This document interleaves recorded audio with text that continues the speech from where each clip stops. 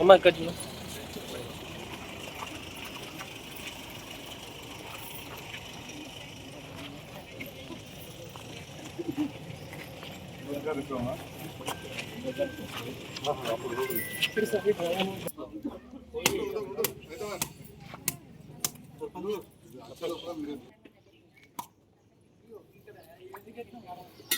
Side కొని కొట్టు.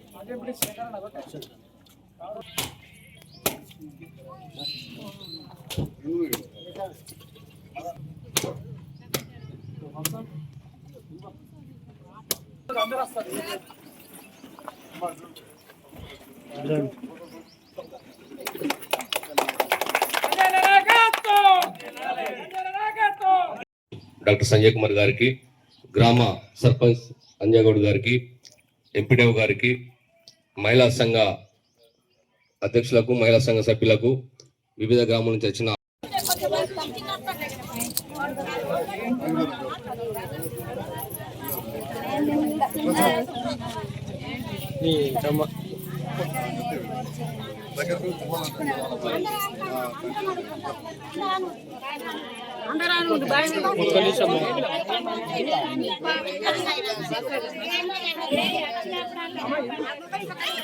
ఈ 2025-26 ఆర్థిక సంవత్సరంలో మన మహిళా సంఘాలకు గాను బ్యాంక్ లోను, శ్రీనిధి లోను, వివో లోన్లు అన్ని కలిపి దాదాపు 4 కోట్ల వరకు ఇవ్వడం జరిగింది.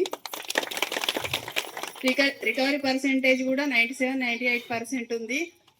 సభ్యుల అవసరాల కోసం తక్కువ వడ్డీతోటి ఇస్తున్నాము.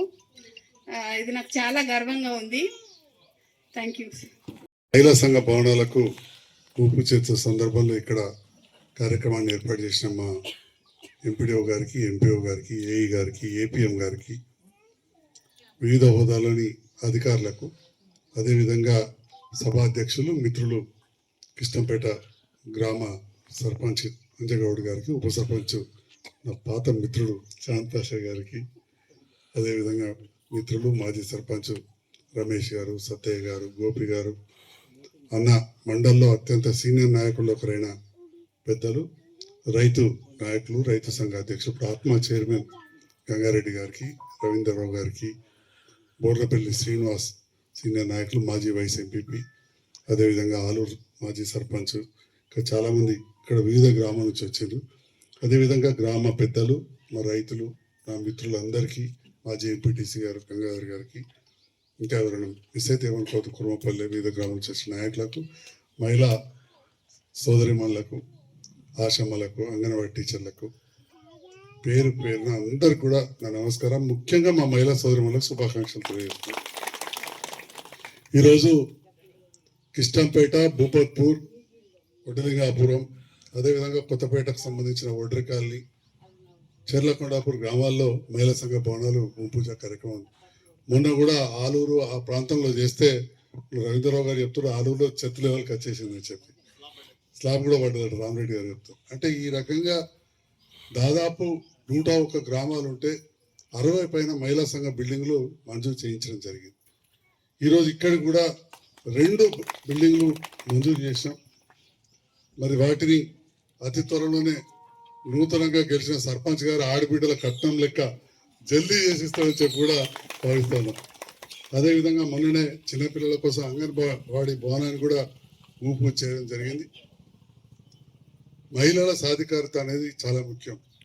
మహిళలకు తప్పకుండా ప్రాధాన్యత ఇవ్వాల్సిన అవసరం ఉన్నది. దాంట్లో భాగంగా మహిళలను కూడా ముందుకు తీసుకెళ్లాలని ఇంతకుముందు సోదరి చెప్పినట్టు కోట్లాది రూపాయలు వడ్డీ లేని రుణాలు ఇస్తా ఉన్నాం.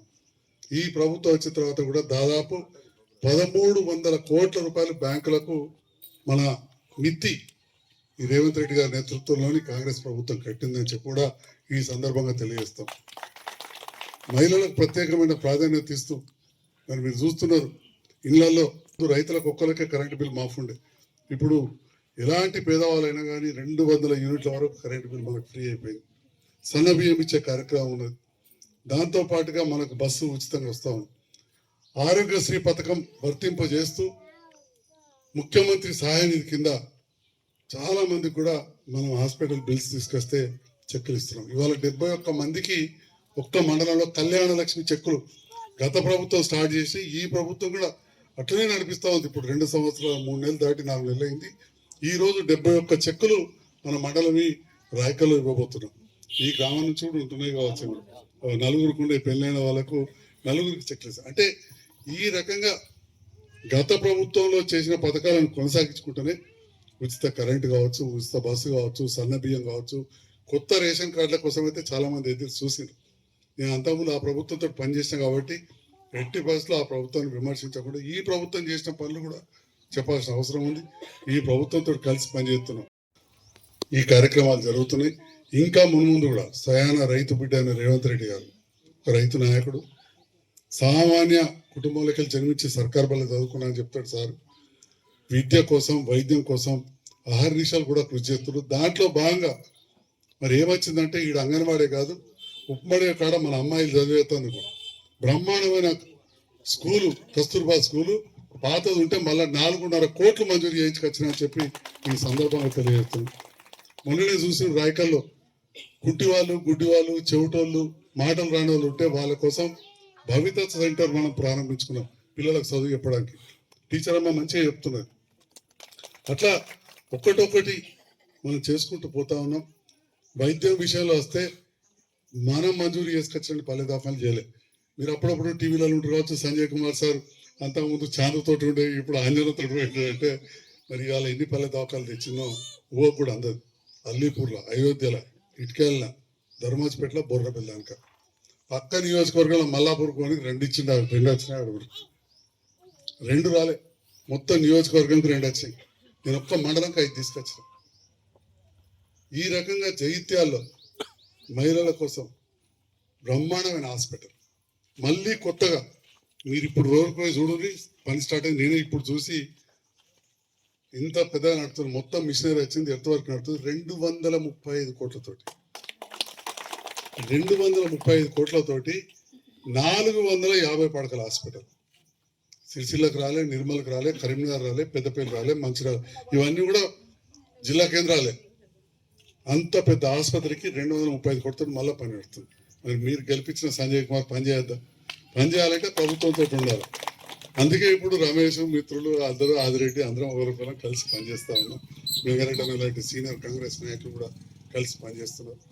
తప్పకుండా అందరినీ కూడా గౌరవించుకుంటూ మరి జగిత్యాల నియోజకవర్గంలో మీరు ఏదైతే నన్ను గెలిపించారో దాంట్లో పని చేసుకుంటా మరి రకరకాలుగా మాట్లాడుతూ ఉంటారు.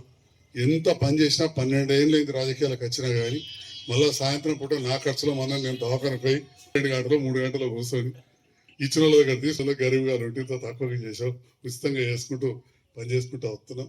పరిస్థితి లేదు. ఇప్పుడు అందరూ హుషారైపోయాం. ఎమ్మెల్యే సార్ సంతకం పెట్టగానే నౌకరత్వం అనేది లేదు. ఎందుకంటే మా ఇంట్లో అబ్బా పని చేస్తుండే. ఆ కాలం వేరు, ఇప్పుడు వేరు. ఒక ఎమ్మెల్యేగా ఒక ఉద్యోగం ఇప్పించడం అనేది అంటే ఏదో చిన్నది ఇప్పించవచ్చు, టేబుల్ కూర్చేసుకొని కూర్చునేది ఇప్పించడం చాలా కష్టం.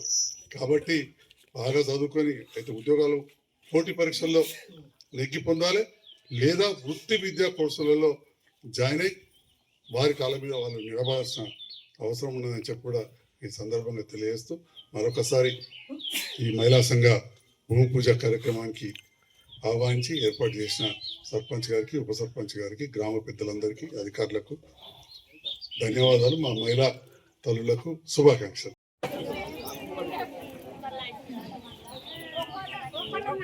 ఒక్క